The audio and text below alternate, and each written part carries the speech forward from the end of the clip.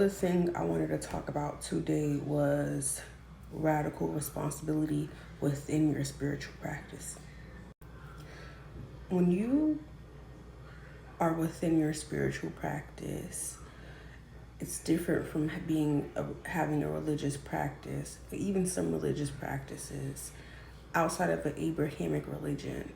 Most spiritual practices and religious practices require you to have a level of accountability for self, because although you might have a community, although you might have elders and people you might have to answer to or you learn from, there is a level of self-reflection and self-accountability that your spirit team, your spirit guides hold you to, that nobody else can hold you to.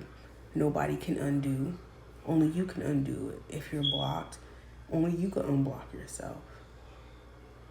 There's a level of action that needs to take place when you do start or be on your spiritual journey. Because practicing radical responsibility, it says you go from the victim mentality to a creator, a sovereign ownership mentality over your life.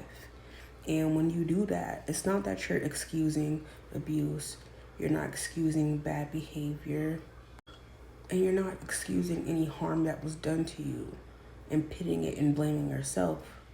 What you're doing is, when you're practicing radical responsibility within your spiritual practice, it takes you from not necessarily blaming yourself, but going to, okay, even though I didn't put myself in this situation, all the things that have happened in my life, I now have control over it.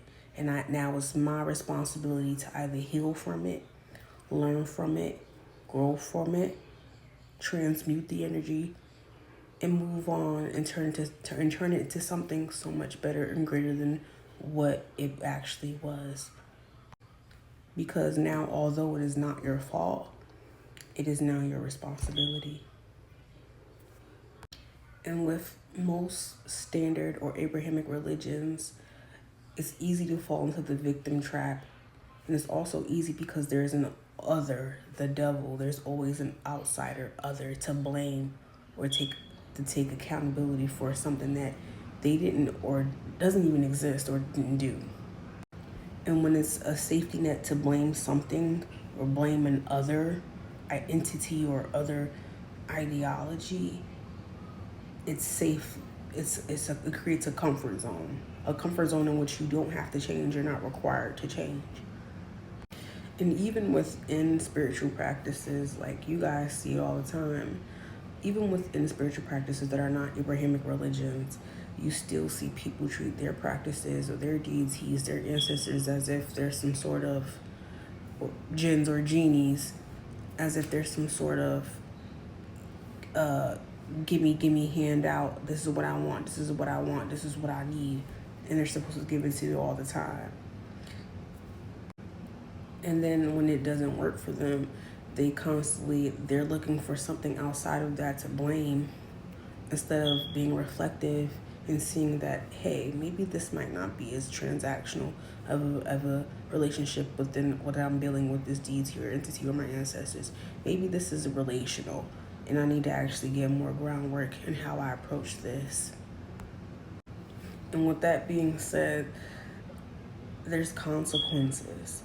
There's consequences to your actions. There's consequences to the things that you fall short on. And there's consequences to the things that you said that you are going to do, but yet you did not do. There's consequences.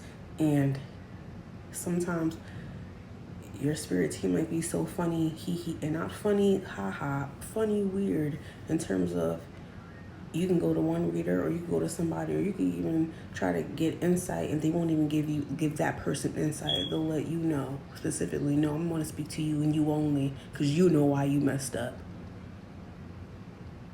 And you have to take responsibility for that, and you have to move accordingly.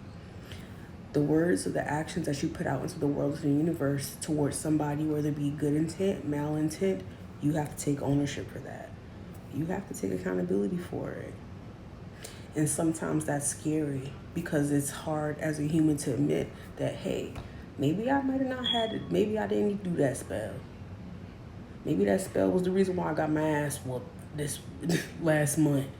Maybe I should have did this way. Or why did this not manifest the way that I needed to manifest? What did I do wrong? And what I need to do differently next time I do it, so that way it can manifest into this physical reality the way that I need to manifest. It's being able to sit back and be reflective on what went wrong, why it went wrong, and how do I course correct it. And sometimes a lot of people don't have a small enough ego, some people have a big enough ego to not even sit with self and say, dang, okay, this is what I definitely messed up at. And then sit with their spirit team and say, okay, this is what I messed up at, and this is how I got to make it right. Sometimes they just run straight back to a Christianity or Islam or a safe religion that doesn't allow them to take the level of radical responsibility they need. But yeah. And if this video has resonated with you, don't forget to like, comment, share, and subscribe. And I'll see you all in the next video. Bye.